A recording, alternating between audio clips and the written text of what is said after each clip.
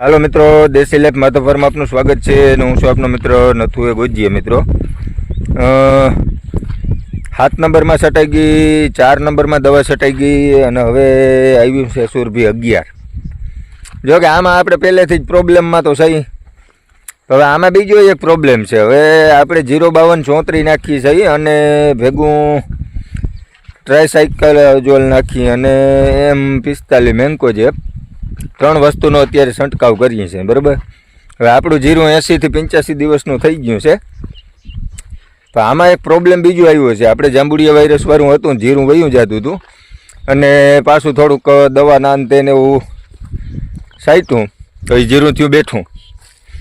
હવે બેઠું થયું તો જે કમ્પ્લીટ જીરું હતું ને એ જીરામાં હવે 05234 હાલે એમ છે. અને જે 75 જીરું આપણે, જો કે 75 ના કહેવાય, હતું તો આગતરું પણ ટૂંકમાં એનો ગ્રોથ વિકાસ અટકી ગયો હતો. જેમ દેશી ભાષામાં કહીએ તો એને પોલિયાની અસર થઈ ગઈ હતી. તો આપણે દવા દારૂ કરી અને કંઈક માન મેળે થયું છે. બરાબર. તો હવે એમાં અત્યારે ફ્લાવરિંગ આવ્યું છે અને ઓલામાં દાણા સડી ગયા છે. તો હવે એનું શું કરવું? એટલે આપણે એને એમાં એક 05234 છે ને એને બાકાત કરી નાખવું અને એની અવજીમાં પ્લસ કે આપણે ગેલેલીઓ મારી દઈએ, કારણ કે આપણી પાસે થોડુંક વધ્યું હતું.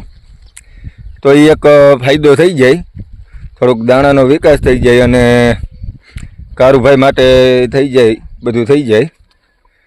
તો કેટલા પાડામાં કેવું જીરું છે ને એ તમને બતાવું, કારણ કે આપણે છે ને મરતામાંથી જીરું બેઠું કર્યું છે એટલે એનો આખો કાર્ડિયોગ્રામ અલગથી ઘડવાનો થાય. તો એ તમને કહું એ પહેલાં ચેનલને સબસ્ક્રાઈબ કરી લ્યો અને વિડીયો ગમે તો લાઈક શેર કમેન્ટ કરી દેજો. અને જોઈએ આગળ, કારણ કે થોડુંક પાછતરું હોય ને એમાં બીજો પ્રોબ્લેમ આવે છે, એ તમને કહું. તો જોઈએ આગળ.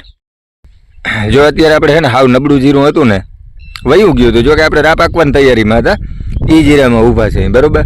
હવે અત્યારે આગળનું જીરું દેખાય ને, જો સામેની સાઈડ છે ને એ કમ્પ્લીટ જીરું હતું એ છે. બરાબર. એમાં પાટડા છે ને પીરાશ મારે છે એટલે એ દાણા ચડી ગયા અને દાણા પરિપક્વતાને પૂગી ગયા છે. બરાબર. આ જીરું છે ને એમાં કંઈ હતું નહીં, વયું ગયું હતું, રા પાકવાની તૈયારી હતી. અને વળી જીરા જે છોડ હતા ને એનો વિકાસ થવા માંડ્યો અને દેખાવા માંડ્યું. બરાબર. તો હજી આમાં ફૂલ ફાલ ને એવું ચાલુ છે. તો હવે આમાં 5234 મારીએ ને એટલે એને 0050 મારીએ ને પોટાશ, એટલે દાણા છે ને એકદમ વારી લઈએ અને દાણા મંડે ભરાવદાર થવા. એટલે તો આપણે એ તો મારવું નથી અત્યારે, કારણ કે આ 2 વીઘા જેવું જીરું જે આપણું પાછતરું રહી ગયું ને એને આપણે છે ને ગેલેલીઓ ભેગો નાખી દેવો છે. ટ્રાયસાઇકલોજોલ, ગેલેલીઓ અને મેન્કોજેબથી કંઈ થતું નથી, જીરું કડક થાય છે. અને ટ્રાયસાઇકલોજોલ છે એનાથી જીરામાં છે ને કાળી શરમીની જે હોય ને એને ઓછું આવવા દે છે. હવે એ આપણે છે ને અહીંથી ભેદભાવ થઈ ગયો છે. અહીંથી આપણે આ જીરું છે ને એ બધું નબળું રહી ગયું હતું અને પછી પાછળથી વળી એનો વિકાસ ચાલુ થયો અને એ અટાણે ધીરે ધીરે સારવાર દરમિયાન કમ્પ્લીટ થયું છે. અને આ જીરું છે ને એ બધું મકડાવવા માંડ્યું છે. આપણે દેશી ભાષામાં કહીએ ને તો હવે એને ઘડીએ પોટલીએ લગન લેવાની તૈયારી છે. બરાબર. અહીંથી આપણે અલગ છે. આ 2 વીઘામાં નોખી ટ્રીટમેન્ટ આવી છે, કારણ કે આની એરિયા પાકશે નહીં. અને બીજો પ્રોબ્લેમ આમાં જે છે ને એ હું તમને કહું, જે જીરામાં વિકાસ ના હોય અને પાછતરું રહી ગયું હોય, કોક છોટું હોય ને પારવું થઈ ગયું હોય ને એમાં એક નિંદામણનો પ્રશ્ન બહુ રહે. આમાં ખડ જ દેખાય છે નીકળું, આ બાજુ ખડ જ છે. એટલે હવે એની કંઈક વિધિ કરવી જોઈએ.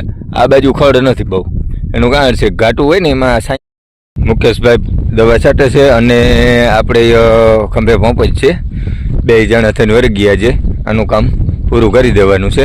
એટલે ક્યાં સુધી આપણે પહોંચી જોવાનું છે, કારણ કે પછી બીજું કામ જેસીબી ના તેને એવા હોય જેને મોટા કામ નિપટાવી લઈએ. આ 1 રાઉન્ડ દવાનો છે છેલ્લો મારી દઈએ, કદાચ જરૂર પડીએ અને આવું નવું વાતાવરણ રહે તો M45 અને સલ્ફરનો રાઉન્ડ આવીએ. તો મળીએ નેક્સ્ટ વિડીયોમાં.